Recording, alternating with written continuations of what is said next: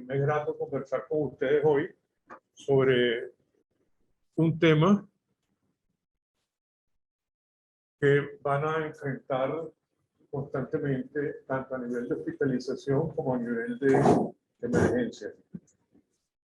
La idea no es que ustedes salgan expertos en medicina intensiva, cuidados intensivos, cuidado crítico, sino que tengan los conceptos generales de cómo abordar a un paciente, cómo presentar ese caso a la hora de que ese paciente requiere ser trasladado. Y una segunda charla que creo que es hasta el día de mes, voy a hablar algo también relacionado con este tema, que es cómo resucitar al paciente adulto mayor, considerando que en la Trinidad gran parte de la población que acude es una población por encima de los 60, 65 años. Hay ciertos conceptos que estoy seguro que ustedes acabados de salir ya de la escuela de medicina deben tener muy claro, pero para poder interpretar y comprender lo que es un paciente hipotenso, lo que es un paciente en shock, es la terminología que usamos y con la cual nos entendemos los médicos, sobre todo los que estamos en el área intensiva. Normalmente la presión que le da el enfermería a ustedes para decir que un paciente no está bien es 12,8, o tiene 7,5. Nuestros tensiómetros a nivel de piso no dan la presión arterial media. La presión arterial media es muy fácil para ustedes calcularla, ¿ok? Considerando que es igual a la presión diastólica más 1/3 de la presión de pulso. Todos saben que es la presión de pulso, la diferencia entre la sistólica y la diastólica. Ya que si un paciente tiene 120/80, yo le sumo 80 más 1/3 de la diferencia entre 120 y 80, 40. Eso me da más o menos 10, 12 puntos más. O sea que la primera presión media es alrededor de 90, 92. La meta, siempre hablamos en terapia, la media. ¿Cuál es la media? Si la media está por encima de 65, 70 milímetros de mercurio, es una presión media adecuada. Este concepto que se lo puse un poquito más oscuro es fundamental. No es indicativo de excelente presión de perfusión tisular una presión arterial media adecuada, porque son muchos los otros factores que influyen en la perfusión y no es solo la presión. También está, por ejemplo, la viscosidad, la resistencia vascular sistémica. Y sobre todo cerebro, corazón y riñón tienen lo que llaman la autorregulación. Ellos son capaces de vasodilatarse, su vaso o vasocontraerse en vías de satisfacer sus necesidades tisulares. Este aspecto salió aquí, pero básicamente se entiende. El decir presión arterial no es igual a gasto cardíaco. Totalmente distintas. La presión arterial es el gasto cardíaco multiplicado por la resistencia vascular sistémica. Y el gasto depende, como ustedes se acordarán, de 4 cosas, que son precarga, poscarga, contractilidad. Entonces, es fundamental primero que ustedes chequeen la presión arterial cuando le digan a la enfermera el paciente es hipotenso o cuando ustedes lo reciban en emergencia. Otro concepto que es importante entonces es la presión de pulso. La presión de pulso viene dada por la diferencia entre la sistólica y la diastólica y es un buen marcador de función cardíaca, un buen marcador de bomba. ¿Okay? Cuando nosotros tenemos una presión de pulso en la unidad que estén actuando menor de 40, refleja que el volumen latido, o sea, la cantidad de sangre que el corazón inyecta en cada latido está bajo. Puede estar bajo básicamente por 2 cosas. o porque le falta volumen, o porque hay una disfunción diastólica importante. Enfoque inicial del paciente. Depende del área donde ustedes estén. Si ustedes están en emergencia, lo que están viendo son pacientes traumatizados. Probablemente la inspección de ese paciente es muy importante, no solo en emergencia, en cualquier sitio.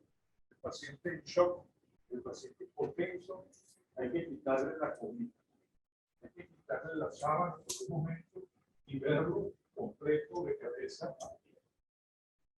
Ya que esto es fundamental, no es igual que le digan que un paciente está hipotenso que un paciente está chocado. Distintas porque si vemos el hipotenso básicamente, pues ya ustedes ven, tiene unas presiones bajas, tiene una media por debajo de 70, está taquicárdico o bradicárdico, sudoroso, frío, con sensorio alterado. Y el paciente en shock, pues tiene prácticamente lo mismo. Quizás tiene más alteraciones a nivel de piel, con acrocianosis o lívido reticular. Ya les enseñaré una foto. Y también tiene alteración del sensorio. ¿Qué es lo que marca la diferencia? El déficit de perfusión tisular. Eso es lo que verdaderamente nos dice ese paciente está mal o simplemente está hipotenso por tantas causas que puede estar hipotenso el paciente. Cuando nosotros queremos entonces evaluar perfusión tisular, desde el punto de vista muy práctico, se han establecido unas ventanas para evaluar la microcirculación. La primera ventana es la piel. Yo le digo, la sábana, abrirlo, subirle la pijama, lo que tengan, para poder ver cómo está su piel, si está fría, sudorosa. El llenado capilar, si es un llenado capilar muy lento. La presencia de lívidos reticulares o acrocianosis. La segunda ventana para evaluar microcirculación es riñón.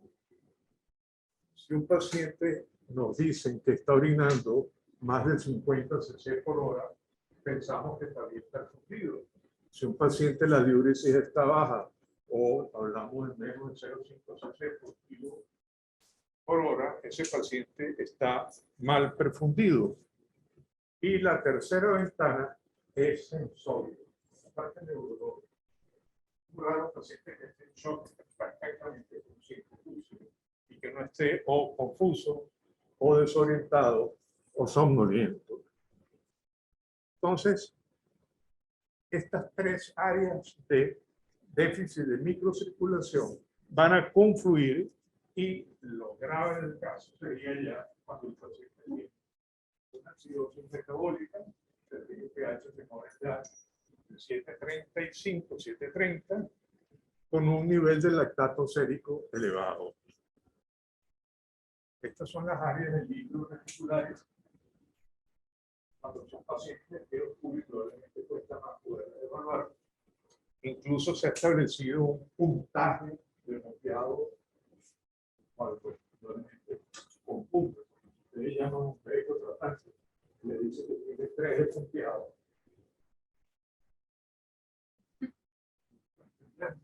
Simplemente dígale que tiene áreas de hipoperfusión marcada a nivel de la rodilla. Para mí, clave es la rótula. Cuando el área de la rótula está cianótica,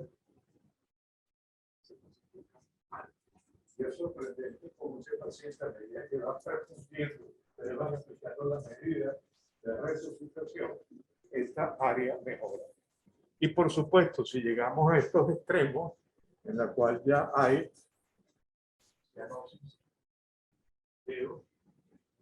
cianosis, la situación todavía es más crítica. Entonces ustedes dicen, bueno, el paciente tiene déficit de perfusión, este paciente tiene un estado de shock. Ya vieron todos los parámetros que lo caracterizan y en su mente ustedes tienen que empezar a ver, a pensar, por qué este paciente está en shock. Paciente viene de un accidente de la autopista Prado del Este, politraumatizado, con 7.5 de presión, probablemente lo primero que van a pensar, este paciente está sangrando. Claro, más lo que haya podido haber perdido. Este paciente tuvo dolores. Este paciente tiene un shock cardíaco. El paciente, semana febril, tos, expectoración, el paciente puede estar séptico.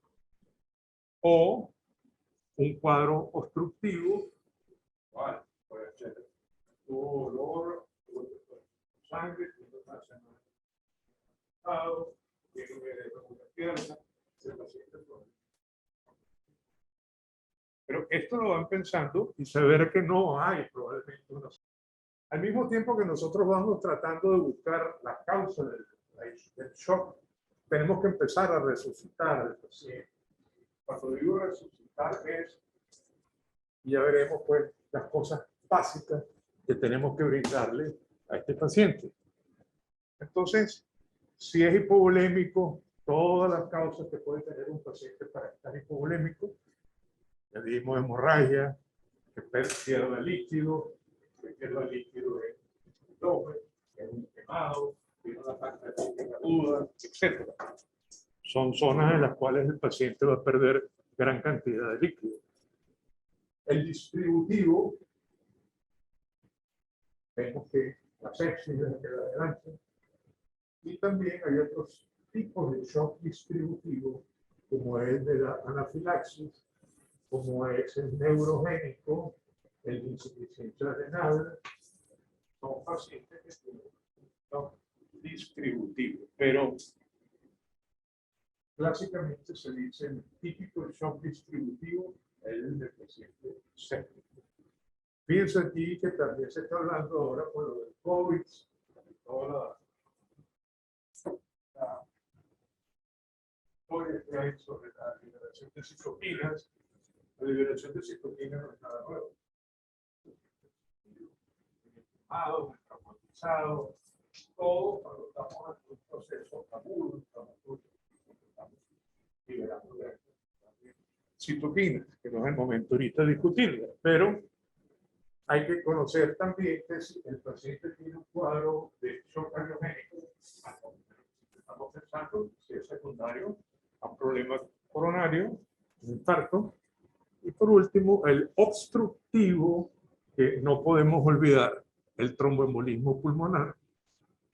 Si es un paciente que viene de trauma, si es un paciente que viene de una vía central, no puede respirar, está hipotenso, tiene ausencia de murmullo de un lado, pues hay que pensar si ese paciente tiene una neumotórax de tensión, etc. Vean en esta gráfica cómo el 62% aproximadamente de los pacientes en shock son distributivos, son sepsis. Y se distribuye el cardiogénico y el hipovolémico más o menos en los mismos números, y el distributivo no séptico 4%, y el obstructivo, afortunadamente, es menos frecuente, porque es el que hay que correr más. Probablemente los tipos de shock varían de acuerdo al centro donde ustedes trabajan.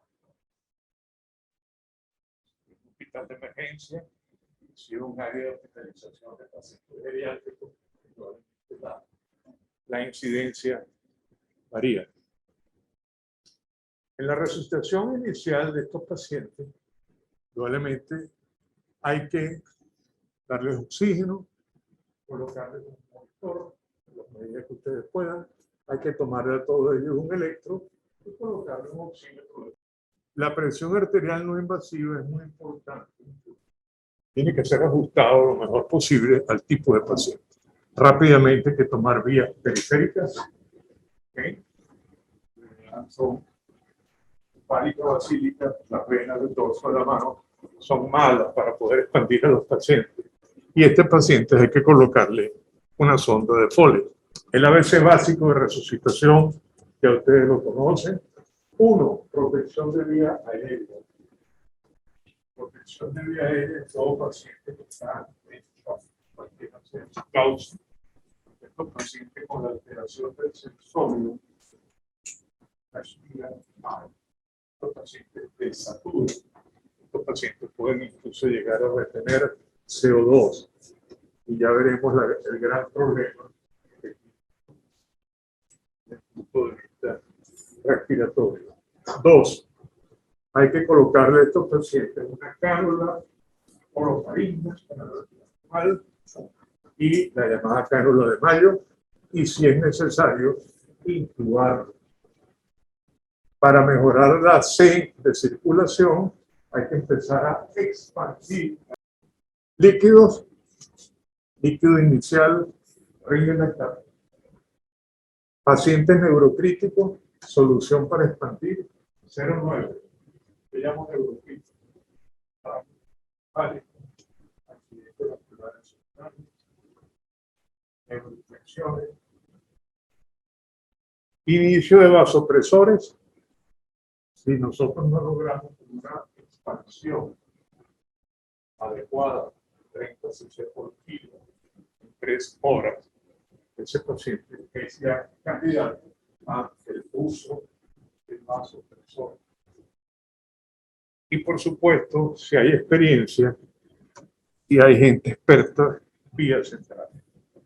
Entonces, si ustedes se acuerdan de que hay que oxigenar, que hay que expandir, y este aspecto que para nosotros es fundamental, el prevenir broncoaspiración, es algo que vale la pena que se lo lleven. ¿Qué pasa?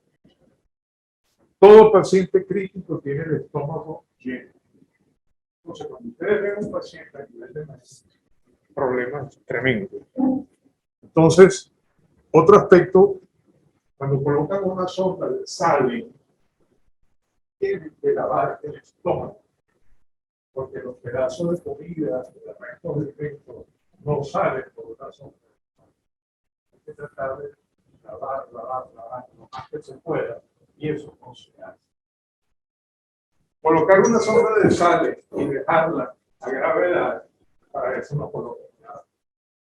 Entonces, la sonda de sales tiene que ser colocada a succión baja intermitente. Hay que cerciorarse que la sonda esté bien. Y evitar a toda costa que este paciente en el traslado bien de emergencia a UCI,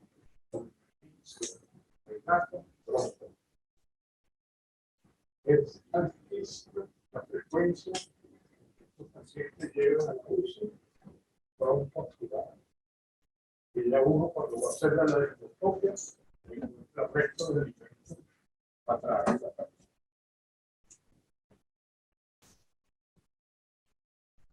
Otro aspecto que ustedes tienen que evaluar, por eso, la inspección es muy importante. Yo toda mi vida he visto un paciente que interviene. Un paciente que ustedes vean.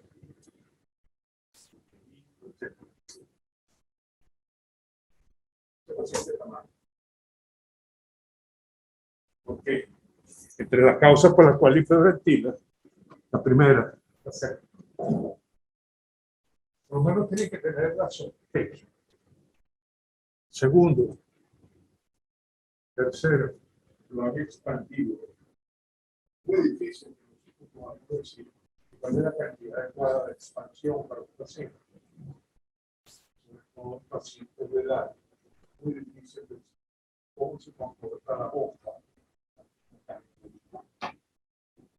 Fácilmente se van en edema pulmonar, o sea, aumento de agua extravascular pulmonar. No pueden respirar bien, están taquipneicos. Y si el paciente está acidótico, tengan entonces esto en mente y tengan en mente el riesgo marcado de broncoaspiración que tienen todos estos pacientes. Llegó un momento en que el paciente no está bien y se decide intubar. La intubación, los que tienen experiencia, inmediatamente ven el paciente. Si ustedes se pueden esperar gases, placas y Entonces, este paciente hay que intubarlo si está con deterioro hipotenso, acidótico, mal sensorio. Hay que intubarlo precozmente. La intubación debe ser realizada por la persona que tenga más experiencia. Suena que es muy sencillo. Se mete un tubo, ¿no? La mayoría de las personas mueren durante la intubación o inmediatamente después de la intubación. Alto riesgo de parada cardíaca post-intubación, de hipotensión, hipotensión, taquicardia, bradicardia. Si a eso le sumamos nosotros que hubo mala ventilación, porque no se puede, que hubo mala oxigenación, se van sumando toda una serie de factores, estómago lleno, esfínteres esofágicos incompetentes, paciente hipóxico, paciente acidótico, ese paciente va rumbo a un paro. Entonces, no se sientan felices, ya se intubó, ya no. Ahí, a los 30 segundos, al minuto, a los 2 minutos, es que ese paciente se ve que puede incluso llevarlo a una parada. Para la resucitación inicial no se necesita una vía venosa central. Todo el mundo se vuelve loco, una vía central. Entonces sí pueden hacerlo con vías periféricas hasta que llegue alguien que sepa hacer una vía central. Vías centrales tienen un riesgo alto, por eso es que les digo que no es imprescindible para resucitación inicial. Las vías femorales no son vías centrales. Se supone que vías centrales son las vías de la punta de la cabeza la vaso central, las celulares,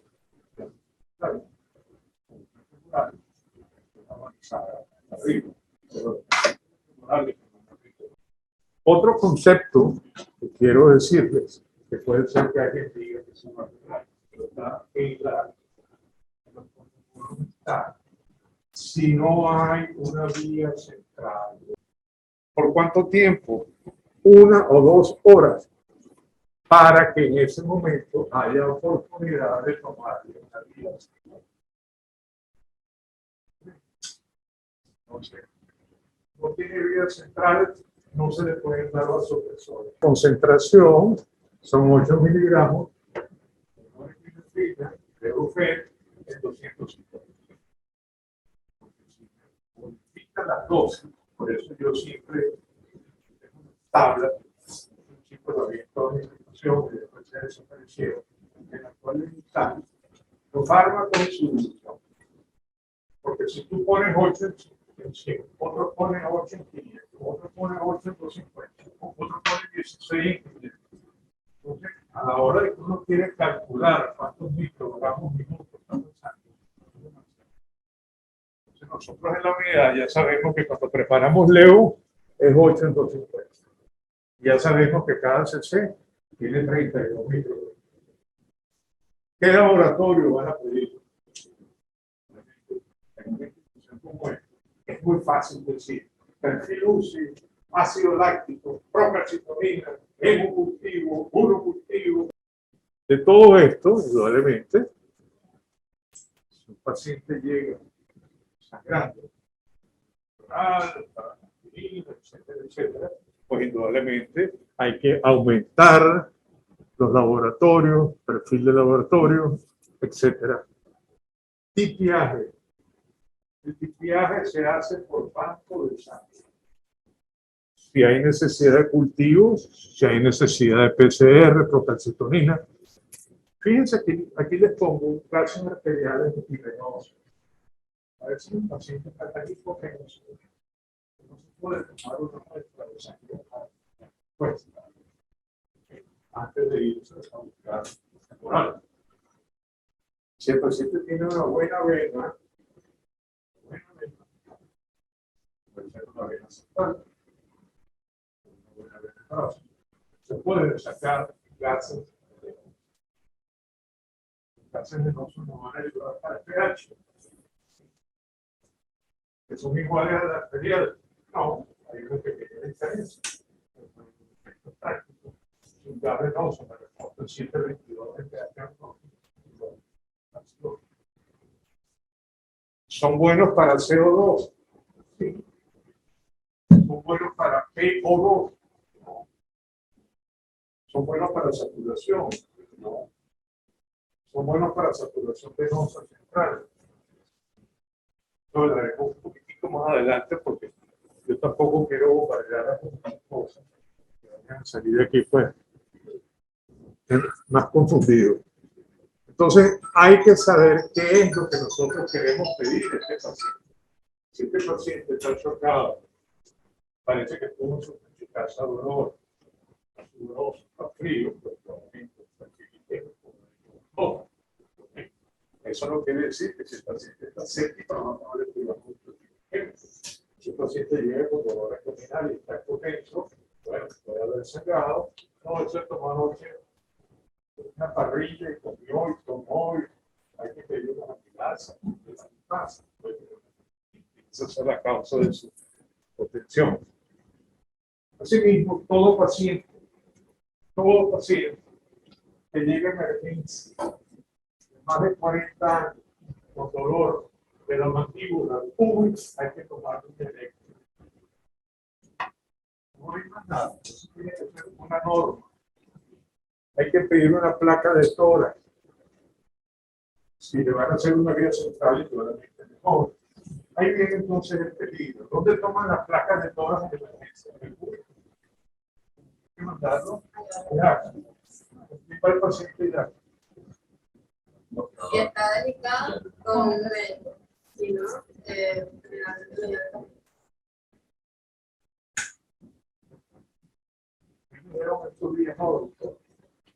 yo tengo ya 12 años. No va enfermera ni médico a menos que el paciente requiera. Entonces, a un paciente que esté hipotenso, yo le voy a dejar la responsabilidad de llevarlo al gasto. Altísima responsabilidad. ¿Quién debe acompañar al paciente? Y debe llevar su maleta. Ya en Irak, después de mucho tiempo, se logró un carro de paro muy bien equipado. Es un área totalmente oscura, mala, porque no había cómo resucitar al paciente en Irak. Y lo que hemos tenido que bajar constantemente pacientes de la UCE a Irak, porque hasta para darle oxígeno hay un proceso, porque no hay los nebulizadores, los purificadores, no hay el circuito, no hay mascarilla de rigor. Es un área peligrosísima. Entonces me explico que ustedes mensaje trasladar a un paciente de emergencia a Irak o de hospitalización a Irak sin que ustedes cuidar del paciente. Parece que hoy en día las cosas legales son muy. Cualquier fiscal, cualquier abogado, doctor, usted bajo el paciente, usted estaba equipado, usted tenía apoyo, usted tenía oxígeno, usted tenía fármaco, usted la acompañó un médico de más veteranía. Entonces, tiene un problema. Si piensan que el traslado en la institución se hace de forma. Ustedes que están empezando la medicina, aprovechen y aprendan que hacer medicina interna, voy a hacer traumatología, etcétera, tienen que aprender eco, porque fíjense cómo nada más en un paciente hipotenso, un paciente que llegue a la emergencia, el eco, no el eco que haga el radiólogo, el eco hecho por médicos que ya han la curva de aprendizaje, ya va en ascenso, pueden hacer un eco cardíaco rápido, subsicoideo, solamente para ver cómo están las cuatro cámaras, cómo está la contractilidad. Eso les da idea a ustedes corazón que está así, ese corazón se está contrayendo, ese corazón hay que estimularlo para no poder. Ven cómo está la cava, una cava que está colapsada, delgadito, ese paciente, la presión de luz, y de tanto así. ¿Okay? Y al mismo tiempo, si hay algo en la aorta, puede verlo, pero sobre todo el eco cardíaco me da contractilidad, y por supuesto, me puede decir, si yo tengo líquido acá afuera, que se ve como una capa blanca anchísima, ese paciente tiene. Hoy en día, el eco pulmonar, tanto de la humedad, están haciendo eco pulmonar. Es una gran ayuda tanto para el diagnóstico de la motora rápido como para el diagnóstico de la llamada línea T de Kerley o líneas cometa que les indican agua en el intestino. Entonces, estoy expandiendo un paciente, el paciente que se disnea, le he dado ya 2 litros de líquido, puede ser que ese paciente lo esté sacando, le da un eco pulmonar, mira, tiene líneas Kerley, más de 3 por campo, ese paciente está echado. Y a nivel de emergencia, trauma, el famoso protocolo, que no se lo podemos dejar nada más a los cardiólogos. Las terapias del mundo, las emergencias del mundo, los emergenciólogos hacen inmediatamente eco fácil. Buscan líquido en cavidad, buscan la ventana subsifoidea, buscan la ventana a nivel de hipocondria derecha para ver líquido entre hígado y riñón, a nivel de esplénico y a nivel de piso pélvico, a ver si hay sangre líquido. Los que sepan de esto lo hacen en. O sea que les digo, traten de hacer su expertos en esto. Va a ser una gran ayuda para ustedes. Muy bien. Entonces, ya dijimos que ese paciente lo expandimos, lo oxigenamos, a lo mejor lo intubamos, tomamos vía, usamos vasopresores y probablemente se hace falta, llamamos a cirugía. Está traumatizado, un traumatismo abdominal gigantesco, ¿ok? Está sangrando o hay un foco séptico intracranial. Ustedes vieron las señoras que están posadas. ¿Saben qué tiene? Se plantearon una sepsis contrapartida gastrointestinal, pero específicamente la confianza. Fíjense ustedes.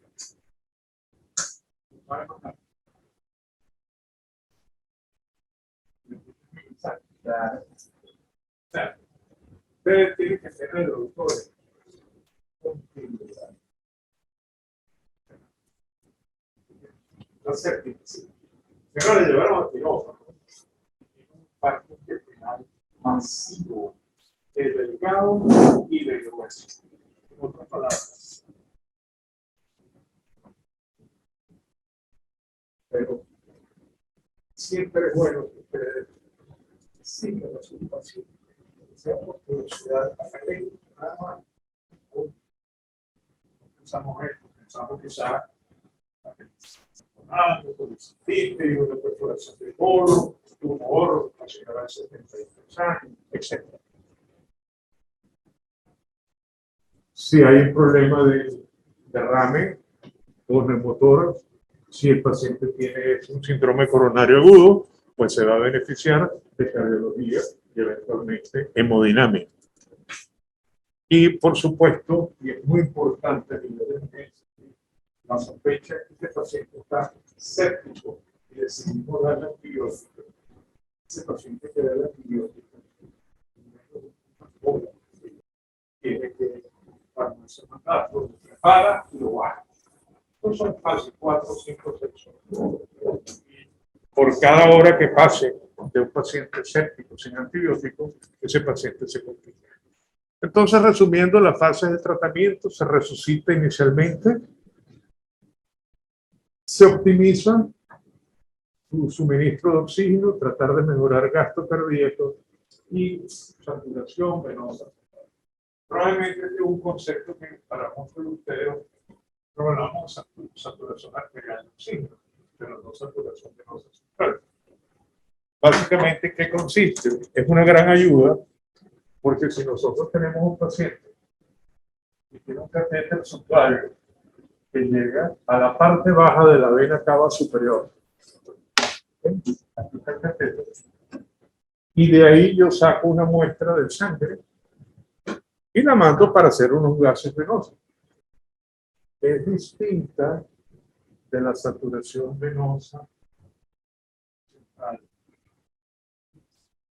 que es la que se toma con un catéter de Swan-Ganz, ¿vale? Y se toma a nivel de la pulmonar distal.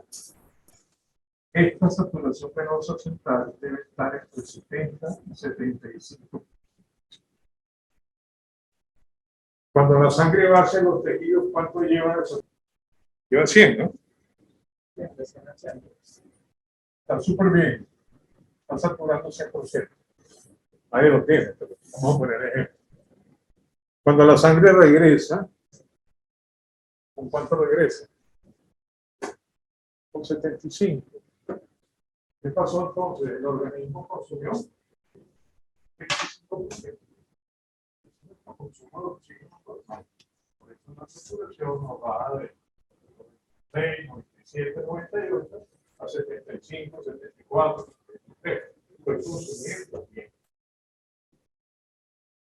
Si mi sangre me regresa el 60% de saturación, pero cuando uno revisa, la saturación venosa central depende de 4 cosas.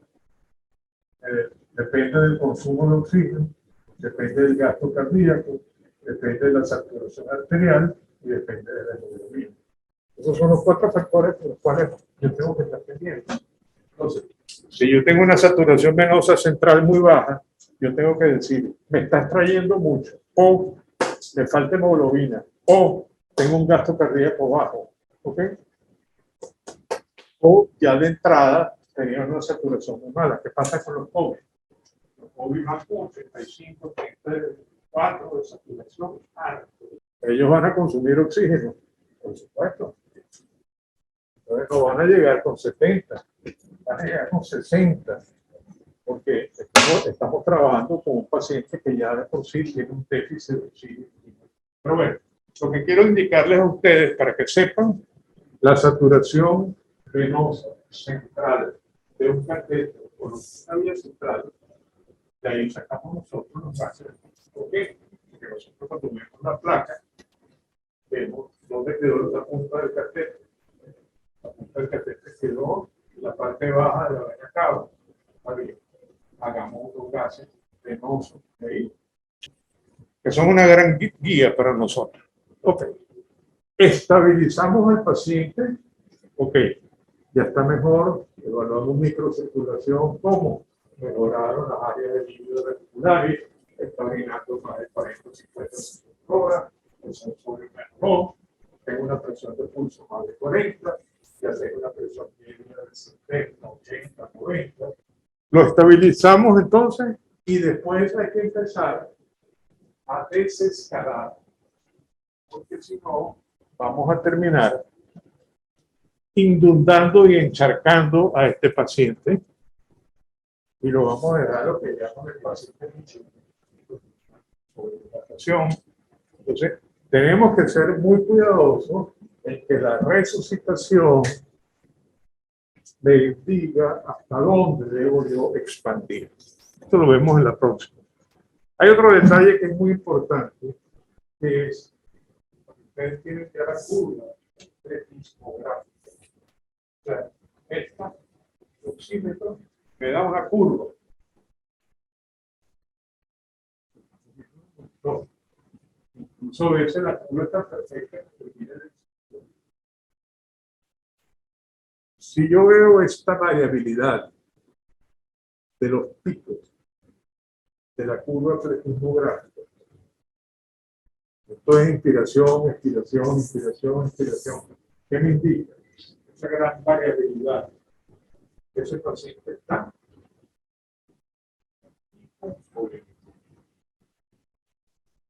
Cuando nosotros expandimos a este paciente, prácticamente todos los picos de la curva del ritmo gráfico van a estar aquí.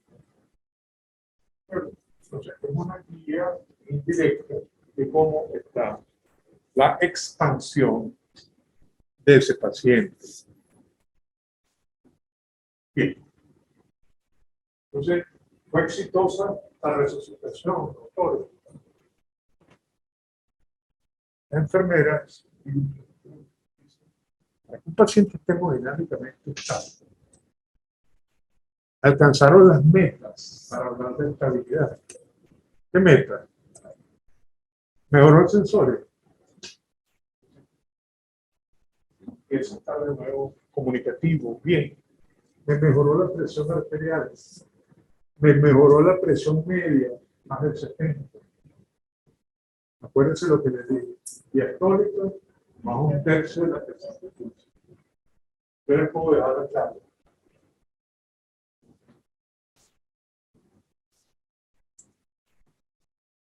Mejoró el color de su piel, está más calientito, y el llenado capilar ya no es como antes, que era como 20 segundos, un sombrero pálido, ahora hay un llenado capilar de 3 segundos, menos de 3 segundos. Ya me dice la enfermera, el paciente empezó a orinar, está orinando ya 50, 60 por hora, 60 por hora, en la última hora de 100, doctor, también. No, pero yo no voy a adelante. No, porque ya lo estamos ayudando con esto. Hacemos unos gases control. Una acidosis, que bien. Ya tenemos un pH más de 730 y el bicarbonato que estaba en 12 y va por 18. Estos cambios no son inmediatos. Lactato. Lactato es así el parámetro que todo el mundo habla, con la que hay oportunidad antes de que ustedes se retiren. Invita a la gente de educación a dar una charla. Entonces, si yo tenía un lactato en 4.5 y después de 6 u 8 horas de expansión, de resucitación, yo logré que ese lactato me bajara más de 10% en 2 horas, o si con un lactato de menos de 2, quiere decir el metabolismo celular, la neurosis pasó.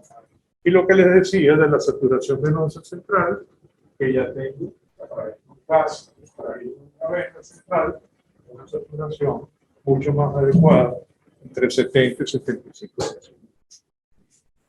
Bueno, esos son los puntos que yo les traigo.